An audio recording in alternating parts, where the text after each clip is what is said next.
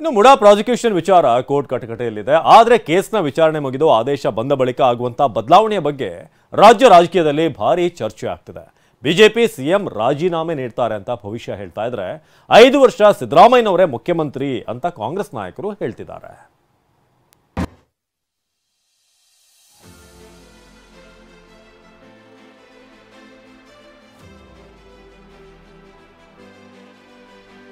ಮೂಡಾ ಕೇಸ್ನಿಂದ ಕಾಂಗ್ರೆಸ್ನಲ್ಲಿ ಸಂಚಲನ.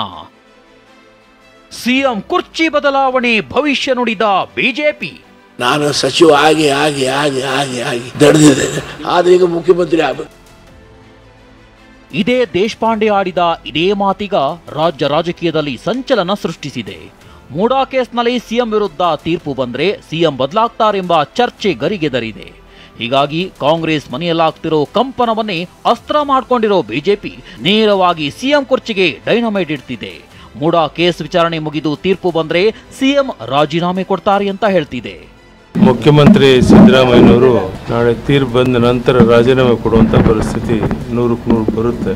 ಆ ತೀರ್ಪಿಗೆ ಮುಂಚೆನೇ ಗೌರವಯುತವಾಗಿ ರಾಜೀನಾಮೆ ಕೊಡೋದು ಒಳ್ಳೆಯದು ಅಂತ ನಾನು ಒಂದು ಸಲಹೆ ಅವರು ಕೊಡ್ತೀನಿ. ಕಾಂಗ್ರೆಸ್ ಪಕ್ಷದಲ್ಲಿ ಸಾಕಷ್ಟು ಜನ ಮುಖ್ಯಮಂತ್ರಿಗಳ ಆಕಾಂಕ್ಷಿಗಳು ಬಹಳ ದೊಡ್ಡ ಪಟ್ಟಿನೇ ಇದೆ. ದೇಶಪಾಂಡೆ ಅವರು ಬಹಿರಂಗವಾಗಿ ಹೇಳಿದ್ದಾರೆ, ಇನ್ನೂ ಪಟ್ಟಿ ದೊಡ್ಡದಿದೆ, ಹೈಕೋರ್ಟ್ ಜಡ್ಜ್ಮೆಂಟ್ ಬರಲಿ, ಬಂದ್ಮೇಲೆ ರಾಜ್ಯದ ರಾಜಕಾರಣ ಯಾವ್ಯಾವ ರೀತಿ ಬದಲಾವಣೆ ಆಗ್ತದೆ ಅವು ಕಾದ್ ನೋಡಿ. ಪರಿವರ್ತನೆ ಕಾಲ ಇದೆ ಕರ್ನಾಟಕದಲ್ಲಿ, ಹೀಗಾಗಿ ಎಲ್ಲ ಹಂತದಲ್ಲೂ ಕೂಡ ಬದಲಾವಣೆ ಪ್ರಾರಂಭ ಆಗ್ತದೆ. ಬರುವಂತಹ ದಿನಗಳಲ್ಲಿ ರಾಜ್ಯದ ಚುಕ್ಕಾಣಿ ಬದಲಾವಣೆ ಆದರೂ ಕೂಡ ಆಶ್ಚರ್ಯ ಇಲ್ಲ. 5 ವರ್ಷ ಸಿದ್ದರಾಮಯ್ಯನವರೇ ಸಿಎಂ ಎಂದ ಡಿಕೆ ಸುರೇಶ್. ಮೂಡಾ ಕೇಸ್ನಲ್ಲಿ ಸಿಎಂ ಬದಲಾಗ್ತಾರೆಂಬ ಭವಿಷ್ಯವನ್ನ ಬಿಜೆಪಿ ನುಡಿಯುತ್ತಿದೆ.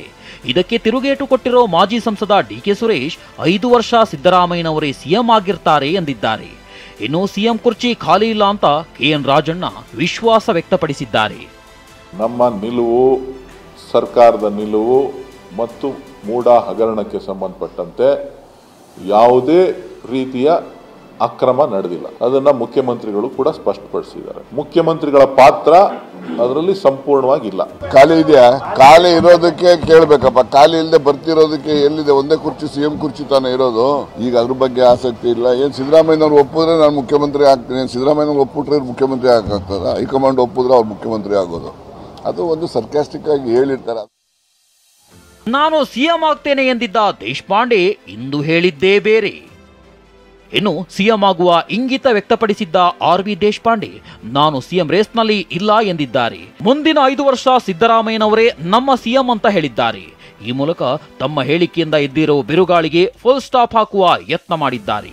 ನೋಡಪ್ಪ, ಲೈಫ್ದಲ್ಲಿ ಅಂಬಿಷನ್ ಎಲ್ಲರಿಗೂ ಇರ್ತದೆ. ಇರೋರೇನು ಸೀನಿಯರ್ ಅದೇನಪ್ಪ, ವಯಸ್ಸದಿಂದ ಸಿದ್ದರಾಮಯ್ಯ ದೊಡ್ಡವ. ನಾನು 1-2 ವರ್ಷಲೇ, 1 ವರ್ಷಲೇ. ಒಂದು ವೇಳೆ ಅವಕಾಶ ಸಿಕ್ಕರೆ ನಿಮ್ಗೆ ಆಗ್ತೀರಾ ಸರ್? ಹೈಕಮಾಂಡ್ ಅವಕಾಶ ಸಿಕ್ಕರೆ ನೋಡಿ ಸಿದ್ದರಾಮಯ್ಯ ಕೇಳಬೇಕಲ್ಲ, ಅವನು ಪರ್ಮಿಟ್ ಕೊಡ್ಬೇಕಲ್ಲ. ನನ್ನ ಫ್ರೆಂಡ್ ಅವ. 5 ವರ್ಷದ ಕಾಲ ಸಿದ್ದರಾಮಯ್ಯ ಮುಖ್ಯಮಂತ್ರಿ ಇರ್ತಾನೆ, ಒಳ್ಳೆ ಕೆಲಸ ಮಾಡ್ತಾ ಇದ್ದಾರೆ. ಅವ್ರ ನಾಯಕತ್ವದಲ್ಲಿ ಯಾರಿಗೂ ಅಸಮಾಧಾನ ಇಲ್ಲ. ನಾ ಯಾವ ರೇಸ್ದಲ್ಲಿ ಇರಪ್ಪ, ನಾ ನಿಮ್ಮ ರೇಸ್ದಲ್ಲಿ ಇದ್ದೇನೆ. ಸಿಎಂ ಸಿದ್ದರಾಮಯ್ಯಗೆ ಮುಳುವಾಗುತ್ತಾ ಮೂಡಾ ಸೈಟ್.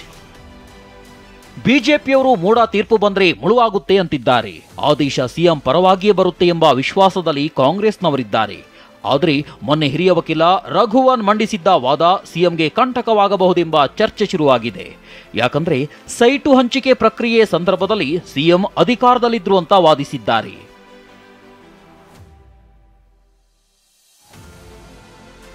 ಸಾವಿರದ 1997ರಲ್ಲಿ ಮೂಡಾದಿಂದ ಭೂಸ್ವಾಧೀನವಾದಾಗ ಮತ್ತು 1998ರಲ್ಲಿ ಭೂಸ್ವಾಧೀನ ವಾಪಸ್ಸಾದಾಗ ಸಿದ್ದರಾಮಯ್ಯ ಡಿಸಿಎಂ ಆಗಿದ್ರು ಅಂತ ರಾಘವನ್ ವಾದಿಸಿದ್ದಾರೆ.